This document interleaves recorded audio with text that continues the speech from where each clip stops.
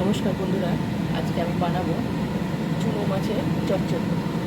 তো প্রথমে আমি কড়া বসিয়ে দিয়েছি। এবার আমি সর্ষের তেল দিয়ে দেবো কড়াতে।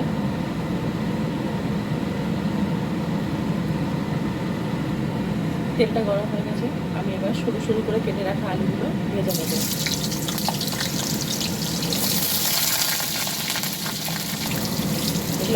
আলুগুলো আমি লাল করে একটু ভেজে নেব। আলুগুলো আমার ভাজা হয়ে গেছে, আমি এবার আলুগুলোকে তুলে নেব।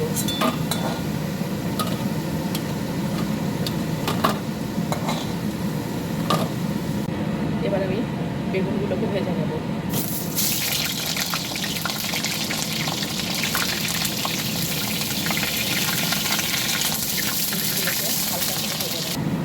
বেগুনগুলো আমার বাদামি করে ভাজা হয়ে গেছে, আমি এবার বেগুনগুলোকে তুলে নেব।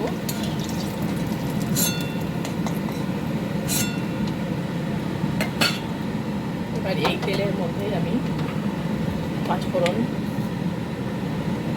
পাঁচফোড়ন দিয়ে দিলাম। দিয়ে দেব 6টা মতো চেরা কাঁচা লঙ্কা, আর দিয়ে দেবো একটা গোটা পেঁয়াজ বড় দেখে।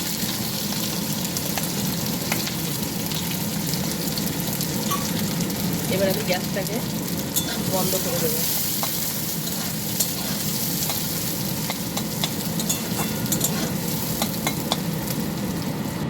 আমি গ্যাস বন্ধ করে দিয়েছি। এবার অনেকটা হাতে মাখার মতো হবে, তেলটা গরম হয়েছে তাই। এবার আমি চুনো মাছগুলোকে ধুয়ে পরিষ্কার করে নিয়ে এসেছি, সেটা আমি দিয়ে দিলাম। এবার এর দিয়ে দেবো আমি ভেজে রাখা বেগুন, আলু,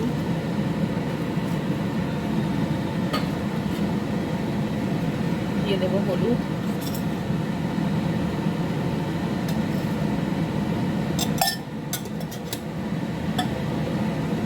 এবার দিয়ে দেবো স্বাদ মতো লবণ,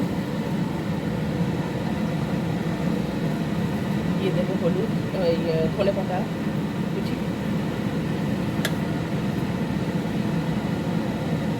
এবার এটাকে ভালো করে মাখিয়ে নেব।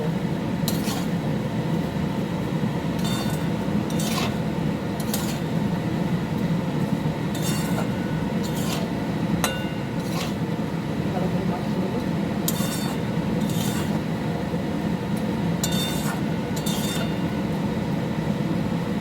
যতটা তেল ছিল সেই তেলের মধ্যে হয়ে গেল, সামান্য একটু তেল দেব। এটা গরমকালে গরম গরম গরম ভাতের সাথে এখন মশলায় খেতে বেশ ভালোই লাগে। সবসময় তেল মশলা যে ভালো লাগে তা নয়। এবার আমি এর মধ্যে জল দিয়ে দেবো, যাতে সবজিগুলো মাছটা কাঁচা আছে সব যখন সেদ্ধ হয়ে যায়। এবার আমি গ্যাসটাকে জ্বালিয়ে দেবো। আমি এখন ঢাকা দিয়ে দেবো, আর এবার আমি গ্যাসটাকে জ্বালিয়ে দেবো। এখন এটা 30 মিনিট তখন থাকবে। 30 মিনিট হয়ে গেছে, আমি এবার ঢাকাটা খুলবো। হয়ে গেছে আমার চুনো মাছের চচ্চড়ি। এবার আমি এটাকে নামিয়ে নেবো।